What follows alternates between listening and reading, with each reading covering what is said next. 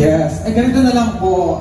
Dahil habang tayo naghihintay sa inyong pizza na inaabangan na talaga ng ating mga ka-Hypex.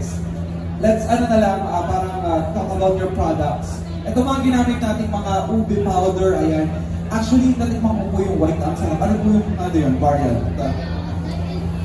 Yung white, ang sarap po niya eh.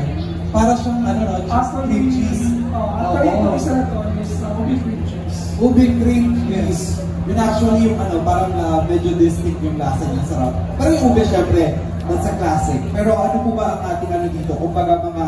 Ang pinaka-highlight talaga dito. Highlight natin. Ube mozzarella.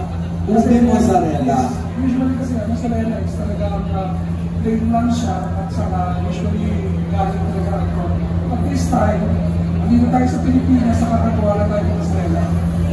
Nagkaroon din yung magandang quality na yun. So, the products of Iluka is mostly for B2B talaga? Or may retail din kayo like sa supermarket, mga groceries? Meron din po.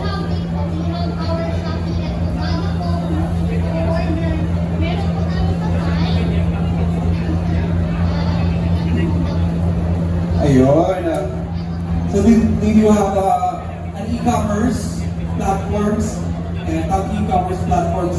So for you to get to know more about your products, you may check out Iluka po by name.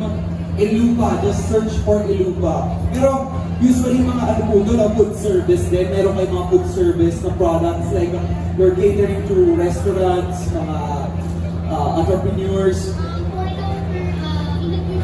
In the future plan, okay. So yun kasi actually trending or booming rin business yung mga what do you call this, yung mga desserts, diba? It's classified as dessert kasi, diba?